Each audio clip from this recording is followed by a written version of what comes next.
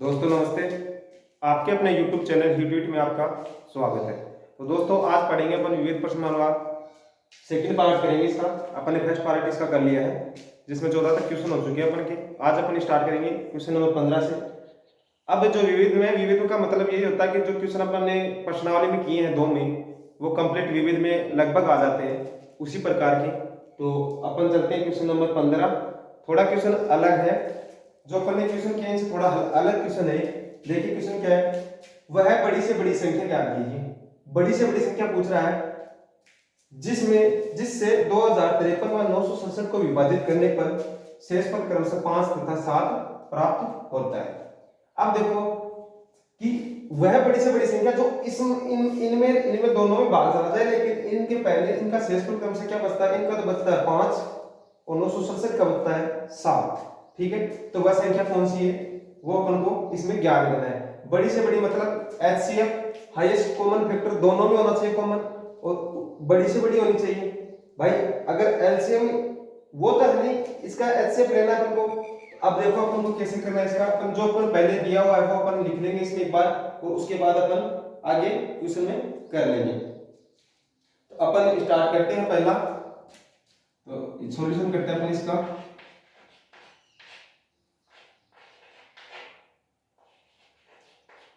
दिया हुआ है कि 2053, ठीक है भाई, 2053 को, ठीक, 2053 को विभाजित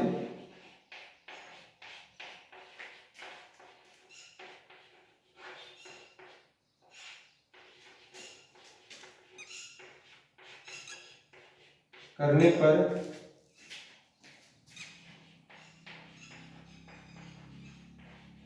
शेषफल 5 प्राप्त होता है।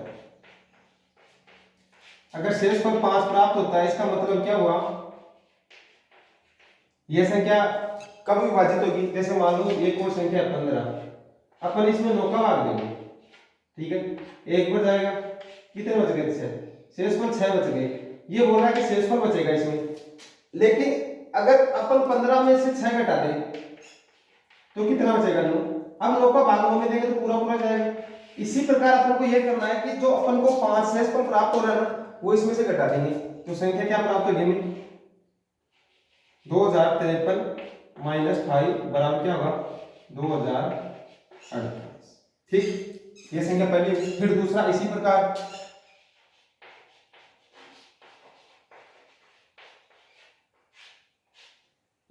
दूसरे ले लेंगे तो 967 में से कितना घटा देंगे, 7, तो कितना बचेगा, 260।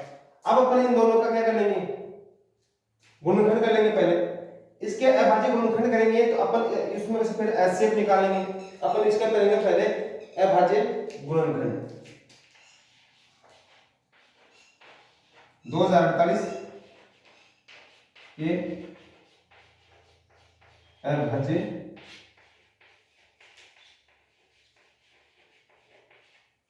गुणनखंड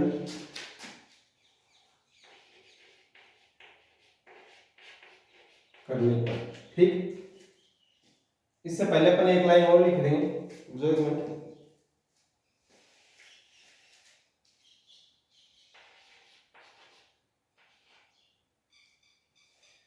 2048 व 960 के एचसीएफ निकालने, ठीक है, एचसीएफ निकालेंगे अपन, ठीक। अब एचसीएफ निकालेंगे तो पहले 2048 ले लेंगे, ठीक है। अपन ऐसा करते हैं डायरेक्ट उसी हिसाब से कर लेंगे। पहले देंगे 2 का भाग 1024, फिर देंगे 2 का 512, फिर देंगे 2 का, कितना हो जाएगा 256, फिर 2 का देंगे 128, फिर 2 का देंगे, यहीं पे करेंगे आगे, यहीं से देंगे 2 का तो आएगा 64, फिर 2 का देंगे 32, फिर 2 का देंगे 16, फिर 2 का देंगे 8, फिर दोबारा 2 का देंगे तो 2 आएगा, 2 में 2 का देंगे 1 आएगा। ये हुआ 2048 के अभाज्य गुणनखंड के टुकड़े। तो अपन यहीं पे लिख देंगे, ठीक है, यहीं पे लिख देता हूं मैं एक बार, फिर इसको आगे करते हैं। 2 की पावर कितनी हुई? 1 2 3 4 5 6 7 8 9 10 11। तो 2048 बराबर होगी 2 की पावर 11। ठीक है, अब करेंगे अपन अगले वाले के। अगला कितना अपना 960। तो 960 के भी अपन ऐसे ही कर लेंगे, 2 का देंगे कितना आएगा 480, 2 का देंगे 240, 2 का देंगे 120, फिर 2 का देंगे 60, फिर 2 का देंगे 30, फिर 2 का देंगे 15, फिर 3 का देंगे 5, फिर 5 का देंगे 2। तो ये अपन का हो गया इसके अभाज्य गुणनखंड। अब इसको भी अपन क्या लिख देंगे, 1 2 3 4 5 6, 2 की पावर 6 गुणा 3 की पावर 1 गुणा 5 की पावर 1। ठीक है, अब देखो अपन इसके दोनों की एचसीएफ कॉमन ले लेंगे इसमें, ठीक है ना। तो ये तो इसके अभाज्य गुणनखंड 2 की पावर 11 और 2 की पावर 6 गुणा 3 की पावर 1 गुणा 5 की पावर 1। अब अपन लिख लेंगे इसके एचसीएफ। अतः एचसीएफ बराबर क्या होगा भाई, इसमें क्या है 2 की पावर 11 कॉमन है, उसमें कितना है 2 की पावर 6, तो 2 की पावर 6 ले लेंगे। इसमें आगे कुछ है नहीं, फिर उसमें से कुछ भी बचो, ठीक है ना। दोनों में कॉमन लेना है, न्यूनतम पावर लेनी है, वही होता है अपन का एचसीएफ। ठीक है, 2 की पावर 6। अब क्या लेंगे, अतः नीचे लिखेंगे अपन इसके, अतः कौन सी संख्या है वो 2048 व 967 960 67 नहीं 960 2048 960 की बड़ी से बड़ी संख्या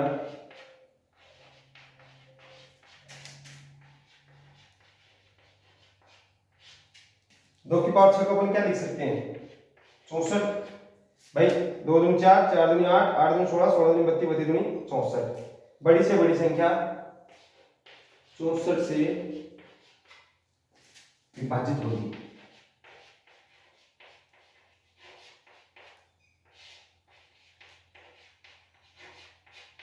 ये अपना हो गया आंसर। ठीक है, देखो इसमें कुछ नहीं, वैसे कोई खास नहीं है इसमें। ये पूछा तुमको बड़ी से बड़ी संख्या, तो अपन पहले इसमें ये घटा देंगे, क्योंकि ये मैंने आपको बता दिया है ये इतना। इससे शेषफल अगला बोल रहा है कि शेषफल क्रम से शेषफल ये प्राप्त होते हैं, तो अपन इसमें 5 घटा दिया, 967 में 7 घटा दिया। इन दोनों के अपन को अभाज्य गुणनखंड कर लिए। अभाज्य गुणनखंड के बाद में एचसीएफ ले लिया। एचसीएफ मैंने आपको पहले बताया कि दोनों में से कॉमन होना चाहिए और न्यूनतम घात होनी चाहिए। तो 2 कॉमन इसमें भी है, उसमें भी, उसकी न्यूनतम घात कितनी है 2 की पावर 6 है। 3 इसमें 5 है, लेकिन इसमें नहीं है, तो ये अपन नहीं लेंगे। 2 की पावर 6 को अपन क्या लिख सकते हैं 64। तो 2048 और 960 की बड़ी से बड़ी संख्या 64 से विभाजित होगी। अब अपन चलते हैं क्वेश्चन नंबर चलते हैं 16 की तरफ। तो देखो इसमें क्या दे रखा है अपन को दे रखा है, व्याख्या कीजिए कि 7 11 गुणा 13 गुणा 13 प्लस 13 और 7 गुणा 6 गुणा 5 गुणा 4 गुणा 3 गुणा 2 गुणा 1 प्लस 5 भाज्य संख्या क्यों है। ये भाज्य संख्या है या नहीं, ये अपन को इसमें याद करना है। तो देखो अपन चलते हैं क्वेश्चन के अकॉर्डिंग। अपन ने पहली संख्या ले ली 7 गुणा 11 गुणा 13 प्लस 13। अब देखो अपन इसको सोल्व करेंगे। पहले सोल्व करेंगे तो अपन लेंगे इसमें 13 कॉमन, ठीक है। 13 कॉमन लेंगे तो 7 गुणा 11, ये 13 कॉमन बाहर आ गया प्लस 1, ठीक है। फिर आगे सोल्व करेंगे 13 11 7 77 प्लस 1, ठीक है। फिर 13 गुणा 78, ठीक है, ये इधर, ठीक है। अब देखो इसके आगे और टुकड़े क्या कर सकते हैं अपन, तो 13 के 13, इसके अपन क्या कर सकते हैं 2, ठीक है। 2 के बाद में 3, फिर 13। अब देखो अभाज्य संख्या का मतलब क्या होता है कि वो या तो स्वयं से भाग हो या फिर एक से, लेकिन ये तो 13 से भी है, 2 से भी है, 3 से भी है, तो इसमें क्या लिख देंगे, अतः 2, 3 व 13 एक अभाज्य संख्या है। 2, 3 व 13 अभाज्य संख्याएं हैं।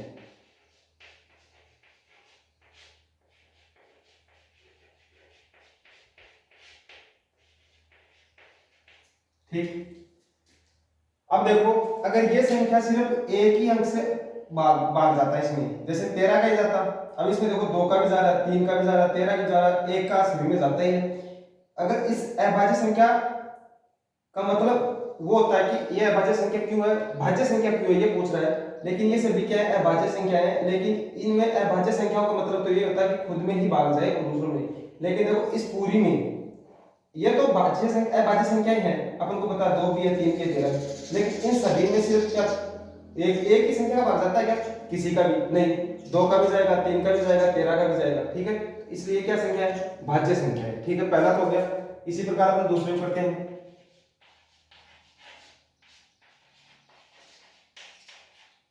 इसी प्रकार अगले को लिख लेंगे, 7 गुणा 6 गुणा 5 गुणा 4 गुणा 3 गुणा 2 1 प्लस 5।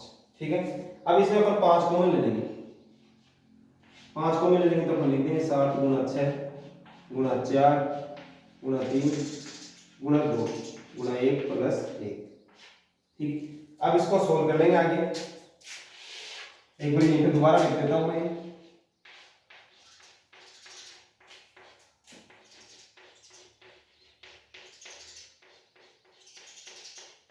ठीक है भाई, ये 5 कॉमन ले लिया, 12 तो नहीं, तो ये 5 लिखने की जरूरत है नहीं, और ये लास्ट वाला 5 कॉमन ले लेते, एक बच गया। ठीक है, अब इसको सोल्व कर लेंगे अपन, 2 एकम 2, 2 3 6, 6 चौक 24, 24 के 144।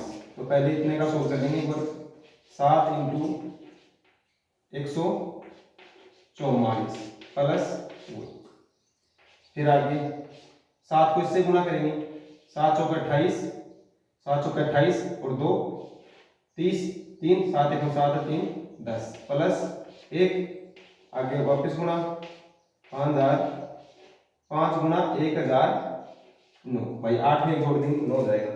अब देखो ये भी, ये 5 से विभाजित है भाई, इसको गुणा करेंगे तो संख्या तल प्राप्त होगी ना भाई, इसको भी गुणा करेंगे तो संख्या तल प्राप्त होती है, उसमें 13 का भाग जाता, 2 का भी जाता, 3 का भी जाता, उसी प्रकार ये इसमें 5 का भी जाएगा, 1000 9 का भी जाएगा, बाकी छोटी संख्याओं का और का भी जाता होगा 1। ठीक है, लेकिन अब देखो ये भी अभाज्य संख्या, इसमें अपन क्या लिख देंगे, कहता है अब इसमें अपन पूरी थोड़ी लिख देंगे कि ये संख्याएं क्यों अभाज्य संख्या, भाज्य संख्याएं क्यों है। ठीक है, ठीक है, इससे पहले ये अपन दोबारा एक और योग लाइन लिख देते हैं, 5 में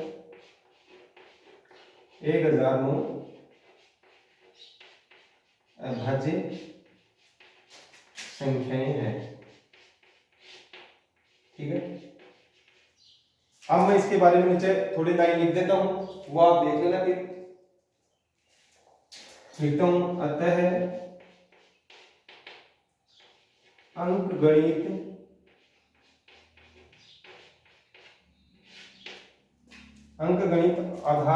आधारभूत प्रमेय के अनुसार, ठीक है, अतः अंकगणित, भाई अंकगणित के माने, अतः गणित के आधारभूत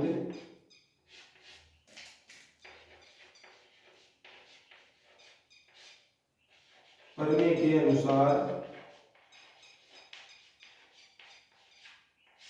ठीक है, अतः अंकगणित के आधारभूत प्रमेय के अनुसार प्रत्येक भाज्य संख्या क्या होती है, अभाज्य संख्या।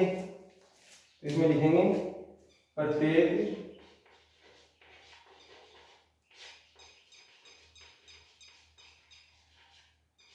अभाज्य संख्याएं भाज्य होती है। ठीक है, या भाज्य संख्याओं का, या प्रत्येक भाज्य संख्या को कोई भी प्रत्येक भाज्य संख्याएं प्रत्येक भाज्य संख्याओं प्रत्येक भाज्य संख्याएं अभाज्य संख्याओं के जो प्रत्येक भाज्य गुणों के प्रत्येक भाज्य संख्याएं अभाज्य संख्याओं के अभाज्य गुणों के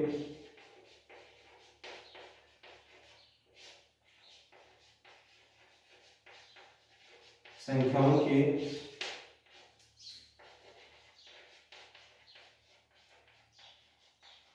गुणनफल के रूप में होती है।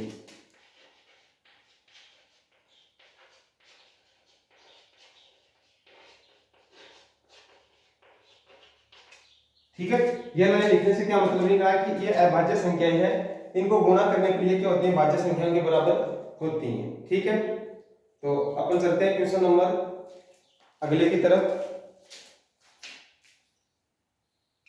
क्वेश्चन नंबर अपन का 17। तो 17 नंबर क्वेश्चन देखो, यदि दो संख्याएं अपन को दो संख्याएं दे रखी है 356 व 657 का महत्तम समापन है, एचसीएम अपन को दे रखा है 9 हो, तो इनका एलसीएम अपन को ज्ञात करना है। तो मैंने आपको कई बार बताया है सर, तो देखो एलसीएम पहले थोड़ा सा इसमें लिख लेते हैं डायरेक्ट लेकर के, जिससे क्या थोड़ा अच्छा लगेगा। तो दो संख्याओं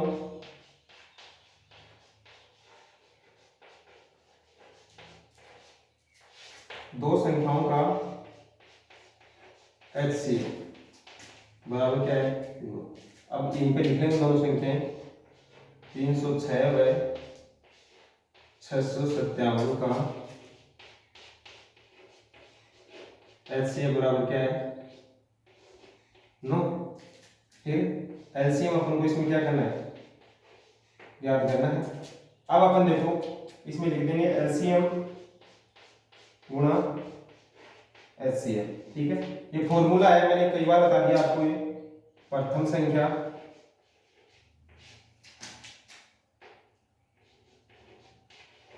गुणा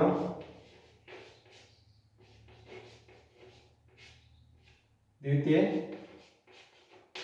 संख्या। ठीक है, ये हो गई। अब अपन इसमें एलसीएम अपन को निकालना है, तो एलसीएम रख देंगे। एचसीएम कितना है 9, प्रथम संख्या कितनी है 306 गुणा द्वितीय संख्या कितनी है 657। ठीक, अब अपन एलसीएम बराबर 306 गुणा 657 बटे 9। अब 9 का भाग कर देंगे इसमें, 9 7 63, 2 9 3 27। तो एलसीएम बराबर क्या रहेगा 306 गुणा 73। ठीक है भाई, 73 आया ना, 9 7 63, 9 3 27। अब इन दोनों को गुणा कर लेंगे। ठीक है ना, तो देखो 306 गुणा 73, 6 3 18, 0 1 हाथ में 1 वापस लग गई, 3 3 9, 7 3 7 से 42, 2 4, तो 7 4 वापस आ गया, 7 3 21, कितना आ गया 8 3 3 2 2, कितना आ गया 22 300। एलसीएम बराबर क्या होगा 22 33 8। ठीक है, ये अपन को एलसीएम इसमें याद करना था।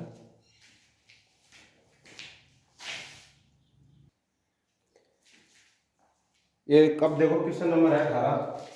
क्वेश्चन नंबर 18 थोड़ा सा अलग है, बाकी वैसे कुछ कोई खास नहीं, लेकिन आपको थोड़ा इसमें ज्यादा ध्यान लगाना पड़ेगा कि ऐसे क्वेश्चन ही आते हैं जो विविध में थोड़ा अलग टाइप का होता है ना, वो क्वेश्चन आने की ज्यादा संभावना होती है। तो देखो क्वेश्चन नंबर 18 है, एक आयताकार बरामदा है 18 मीटर और 72 सेंटीमीटर लंबा तथा 13 मीटर और 20 सेंटीमीटर चौड़ा है। ठीक है, इसमें समान विमा वाली वर्गाकार टाइलें लगानी है। ठीक है, देखो जैसे ये अपन का कोई बरामदा है, ठीक है, आयताकार है, और अपन जैसे मान लो ये 15 सेंटीमीटर है। ठीक है, अपन ने माना है। ठीक, अगर अपन को इसमें टाइल लगानी है, टाइल तो अपन वर्गाकार लगाएंगे। वर्गाकार का मतलब है चारों भुजाएं बराबर लगभग। ठीक है ना, ठीक।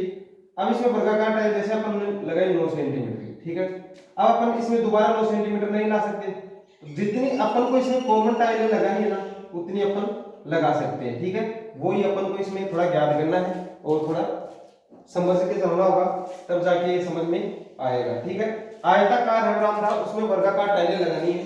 ठीक है, इस प्रकार के टाइलों की न्यूनतम संख्या ज्ञात करनी है।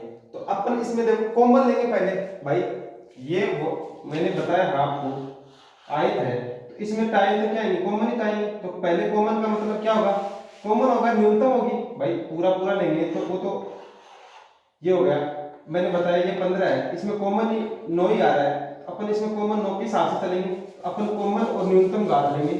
ठीक है, अपन इसका पहले क्या करेंगे, एचसीएफ निकालेंगे। तो अपन पहले इसको सोल्व करेंगे थोड़ा सा, तो मैं लिखता हूं पहले आयताकार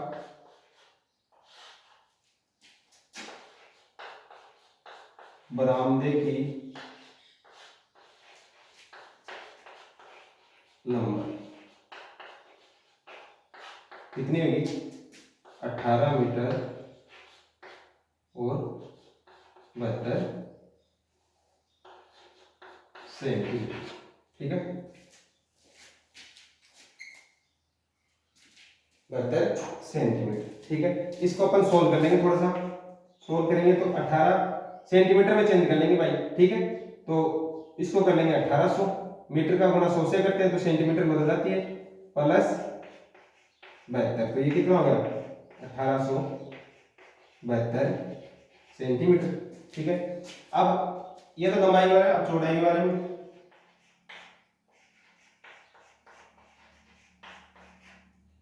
आयताकार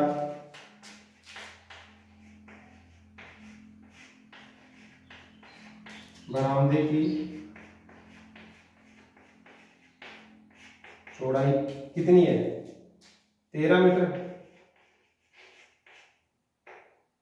20 सेंटीमीटर। इसको भी अपन चेंज कर लेंगे, 1300 प्लस 20,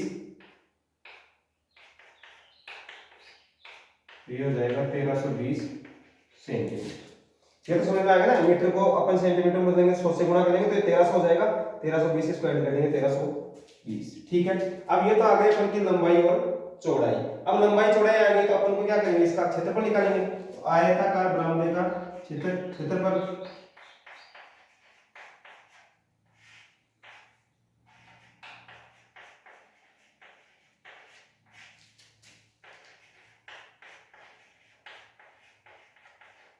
आयत का क्षेत्रफल क्या होता है भाई, बरामदा आ गया तो क्या दिक्कत है, आयताकार तो है, आयत का क्षेत्रफल क्या होता है, लंबाई गुणा चौड़ाई। ठीक है, अब जब आयत, इसमें अपन दोनों मान रख देंगे, लंबाई कितनी 1872 गुणा चौड़ाई कितनी है 1320। ठीक है, एक बार अपन यहीं पे रख लेंगे सेंटीमीटर स्क्वायर, क्योंकि क्षेत्रफल होता है वो सेंटीमीटर स्क्वायर में आता है। ठीक है, अब देखो अपन इन दोनों को क्या करेंगे, एलसीएम और एचसीएफ निकालेंगे। ठीक है, लंबाई और चौड़ाई का, लंबाई व चौड़ाई का एलसीएम। ठीक है, एचसीएफ निकालेंगे तो पहले अपन तो निकालेंगे 1872 का, धोखा देंगे 9 36, फिर धोखा देंगे 2 चौका 8, 2 छक्के 12 और 2 8 16, फिर धोखा देंगे 234 34, फिर धोखा देंगे 117, फिर 3 का देंगे, 3 3 9 और 3 9 27, फिर 3 का देंगे 13, फिर 13 का देंगे। ठीक है, ये तो होगा इसका गुणनखंड। ठीक है, फिर अपन करेंगे इधर भाई, दोनों संख्याओं का करना है तो चौड़ाई का करेंगे, चौड़ाई कितनी है 1320, दो का मान देंगे कितना आएगा 6 6 0, फिर दो का देंगे 33 0, फिर दो का देंगे 16 और 5 165। ठीक है, फिर अपन देंगे इसमें 3 का, कितना आएगा 55, फिर 55 में देंगे अपन 5 का, कितना आएगा 11 11 में देंगे अपन 11 आएगा एक बार। ठीक है, तो ये तो हो गया अपन का इन दोनों का एलसीएम और एचसीएफ। अब देखो इसको अपन क्या लिखेंगे, इसको तो लिखेंगे अपन 1 2 3 4 2 की पावर 4। ठीक, नीचे तरीके से करेंगे, थोड़ा सा संख्या लिख देंगे पहले 1872 बराबर 2 की पावर 4 1 2 3 4 फिर 3 की पावर 2 गुणा 13। ठीक है, फिर ये ले लेंगे इधर वाला, संख्या कितनी है 1320 बराबर 1 2 3 2 की पावर 3 गुणा 3 गुणा 5 गुणा 11। भाई एक पावर है तो लगाने की कोई जरूरत भी नहीं है। ठीक है, ये तो हो गया अपन का इतना। अब देखो हमारे पास एक बार थोड़ी जगह नहीं है, ठीक है, लेकिन एचसीएफ तो अपन निकाल लेते हैं। ठीक है, तो इसका एचसीएफ क्या होगा, एचसीएफ क्या होगा 2 की पावर 4 है 2 की पावर 3, तो 2 की पावर कितना आएगा 3। भाई यही तो मतलब है, दोनों में कॉमन होना चाहिए और न्यूनतम घात होनी चाहिए। 3 की पावर 1 है 3 की पावर 2, तो 3 की पावर 1। 5 इसमें नहीं है, 13 इसमें है, 11 इसमें, इन दोनों में एक दूसरे में नहीं है, तो इतना हो जाएगा। 2 की पावर 3 को अपन क्या लिख सकते हैं 8 गुणा 3 बराबर 24। ठीक है, तो अपन अब एचसीएफ का मतलब क्या निकला, अपन के पास क्या आ गया, एक टाइल का क्षेत्रफल आ गया। ठीक है,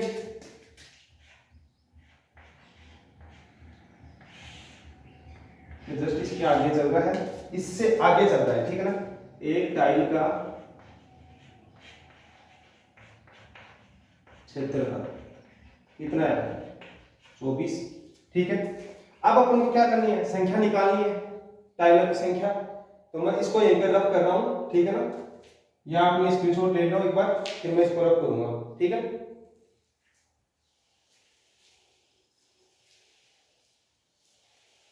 बस यही था। अब देखो इसमें अपन को क्या निकालना है, टाइलों की संख्या। अपन टाइलों की संख्या बराबर करेंगे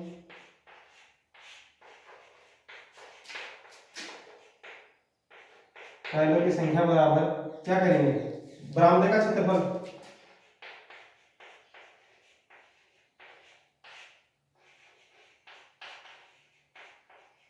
बरामदे का क्षेत्रफल बटे टाइलों का क्षेत्रफल।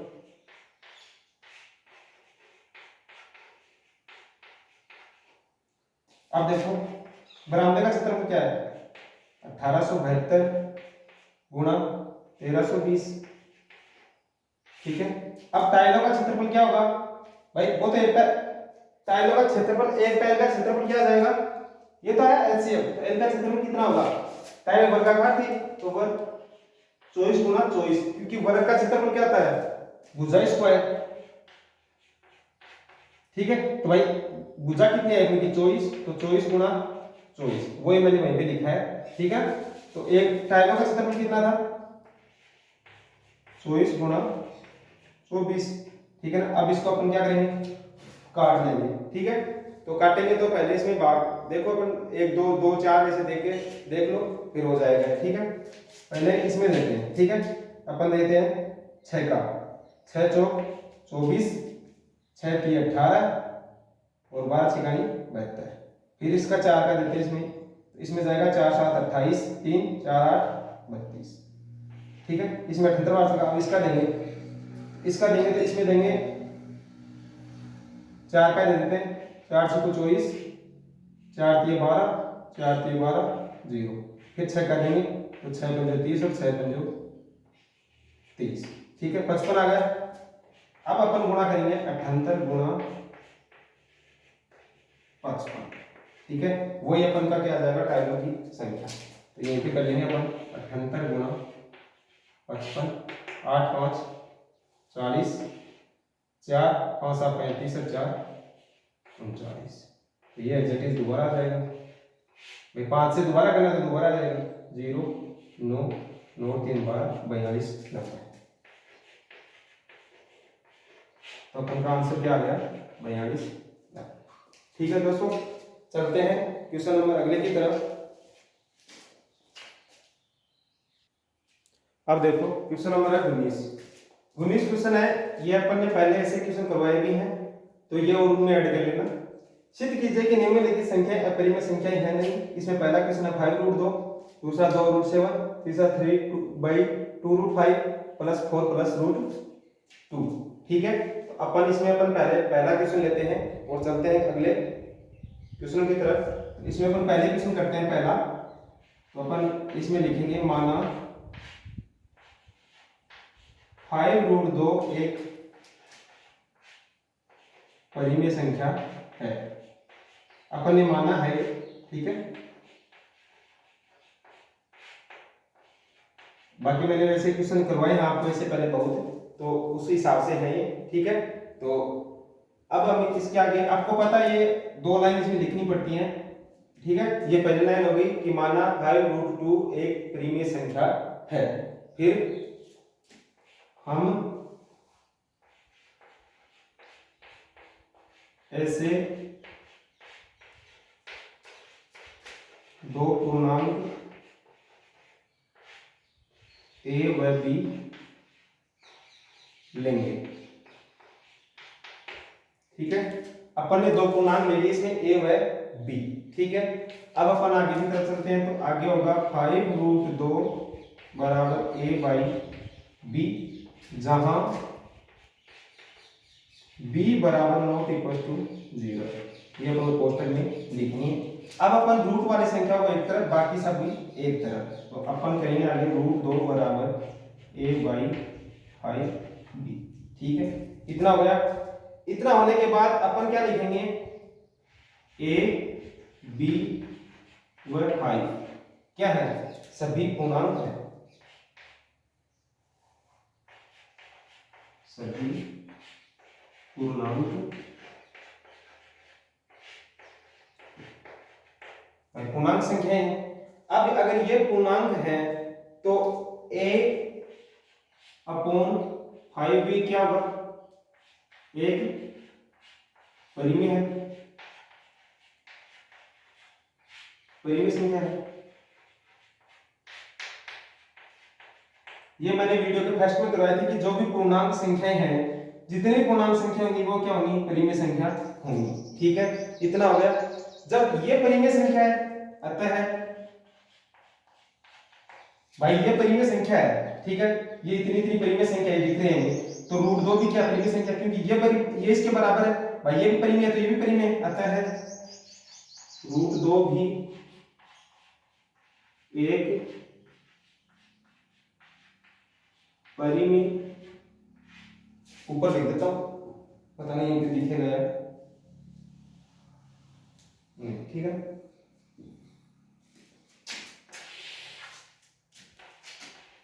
अतः √2 भी एक परिमेय संख्या है। √2 क्या एक परिमेय संख्या है, यह तो अपन ने माना, लेकिन रियल में है क्या, नहीं है, अतः यह विरोधाभास होता है। अतः यह विरोधाभास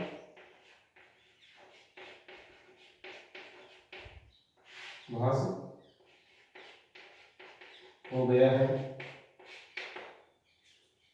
क्योंकि √2 एक अपरिमेय संख्या है। ठीक है, तो ये विरोधाभास हो गया है, क्योंकि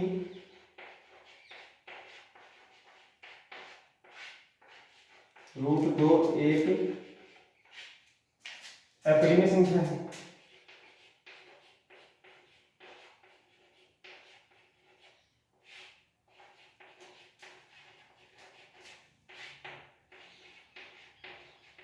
ठीक है, √2 एक परिमेय संख्या है। इस तथ्य का अपन क्या, ये क्या हो गया अपन की, तो हमारी कल्पना क्या होगी, गलत होगी भाई। अपन मान रहे इसको परिमेय संख्या, ये बोल रहा है परिमेय, तो अतः हमारी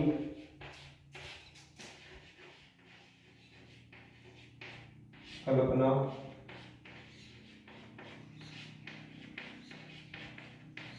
गलत होगी भाई, हमारी कल्पना गलत हो गई, तो हम क्या लिखेंगे, इस कारण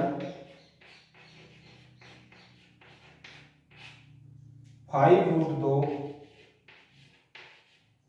एक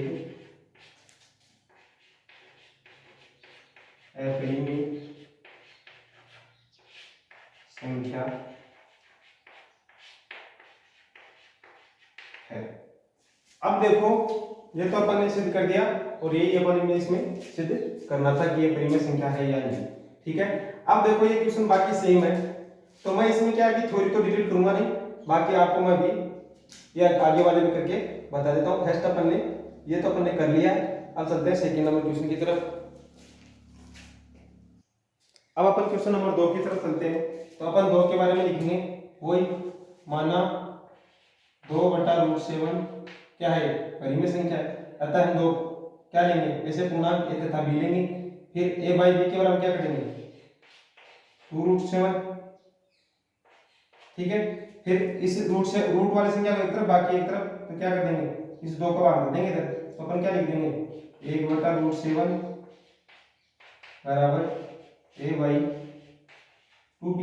ठीक है, फिर अपन इसको क्या मान लेंगे सभी पूर्णांक, तो a b व 2 सभी पूर्णांक है, तो a/2b भी क्या है एक परिमेय संख्या है, वही हेडिंग है क्योंकि सभी सेम ही है ये। ठीक है, अतः √2 भी क्या है परिमेय संख्या है, तो अपन इस बार क्या लेंगे भाई ये 7 है।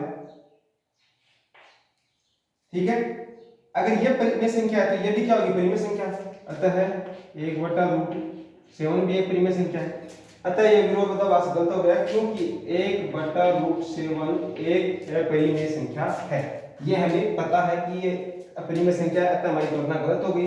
इस कारण 2√7 क्या है एक अपरिमेय संख्या है। बस हर में यही ऐसे कैसे तरीका करना है, बस रूट वाली संख्याओं को एक साइड करना है। ठीक है, अब देखो क्वेश्चन नंबर 3, तो 3 को पहले तुम क्या मान लेंगे 3/2√5 एक परिमेय संख्या है, हम ऐसे 2 पूर्णांक लेंगे a व b, फिर a व b के बराबर क्या रखेंगे 3/2√5। ठीक है, अब रूट वाली संख्या को एक साइड कर लेंगे, तो 1/√5 बाकी इसका इधर भाग गुणा वज्र गुणा कर देंगे, तो क्या आ जाएगा 2a और 3b। भाई ये तो चला जाएगा इधर गुणा में, ये चला जाएगा इधर, ये एज इट इज बच जाएगी। a b व 2 व 3। ठीक है, इस बार 3 भी चला, a b 2 व 3 सभी क्या है पूर्णांक है, तो क्या आ जाएगा 2a/3b एक परिमेय संख्या है। भाई ये परिमेय संख्या है तो ये भी परिमेय संख्या होगी, तो 1/√b 5 भी परिमेय संख्या होगी। अतः ये विरोधाभास हो गया क्योंकि 1/√5 क्या है एक अपरिमेय संख्या है, ये तो हमें पता है, अतः हमारी कल्पना गलत हो गई। इस कारण क्या ले लेंगे 3/2√5 क्या है एक अपरिमेय संख्या है। बस इतना ही करना, सेम है क्वेश्चन, अगला भी नेक्स्ट ऐसे कैसे कॉपी होगा।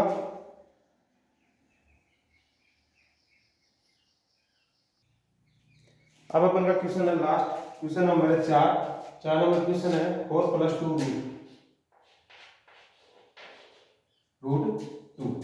माना 4+√2 एक परिमेय संख्या है, हम ऐसे 2 पूर्णांक लेंगे a व b, के बराबर क्या करेंगे 4+√2, रूट वाली संख्या में एक तरफ, तो √2 बराबर a/b -4, इसके थोड़ा सा आगे सॉल्व कर लेंगे, a/b, b क्या कर लेंगे लघुत्तम ले लेंगे, तो b लघुत्तम लेंगे तो क्या हो जाएगा -4b।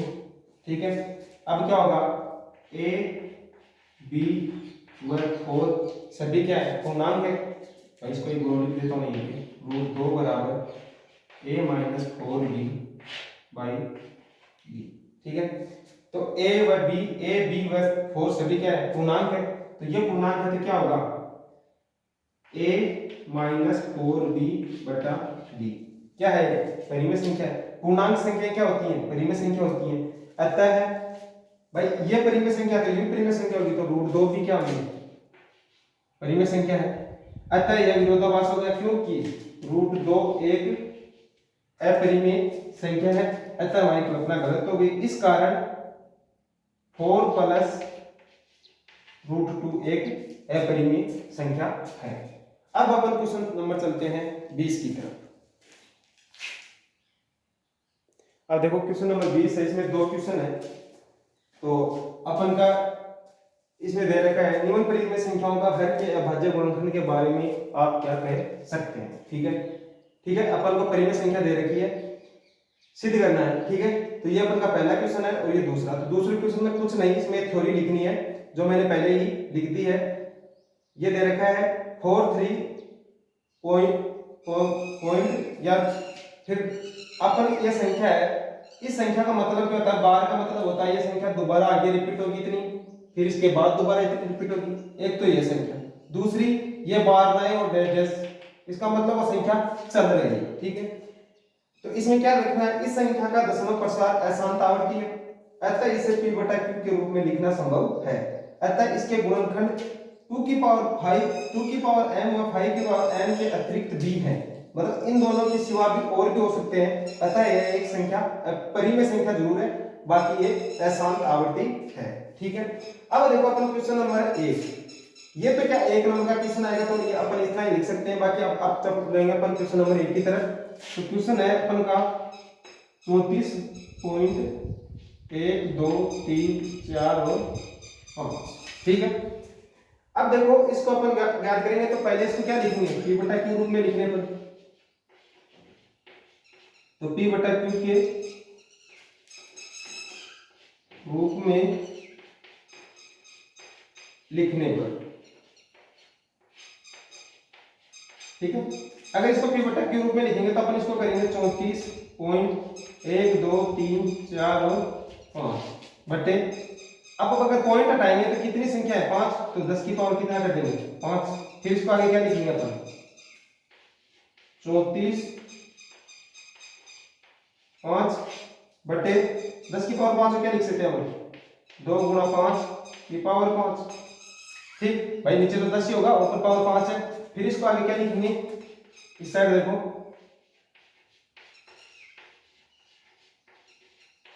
संख्या लिख के एज इट इज, फिर इसको अपन ये भी लिख सकते हैं 2 की पावर 5 गुणा 5 की पावर 5।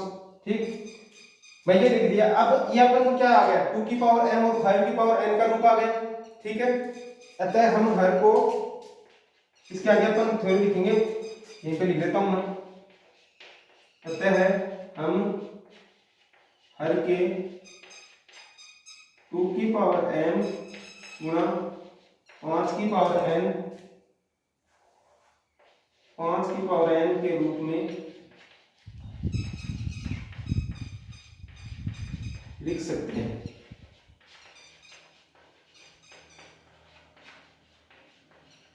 ठीक है भाई, 2 की हर को अपन क्या लिख सकते हैं, 2 की पावर n गुणा 5 की पावर n के रूप में अपन क्या लिख सकते हैं, इसको लिख सकते हैं। और ये क्या है, अभाज्य गुणनखंड का रूप है।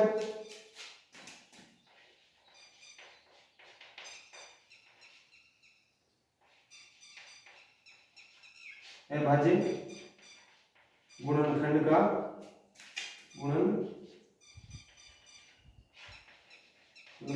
रूप है, जो कि क्या है, परिमेय संख्या है। ठीक है, तो अपन के ये विविध कंप्लीट हो चुकी है दोस्तों। तो वीडियो को लाइक करना और चैनल को सब्सक्राइब करना जिन्होंने सब्सक्राइब नहीं किया है। ठीक है, तो आज का सेशन अपन यहीं पे समाप्त करते हैं। जय हिंद, जय भारत।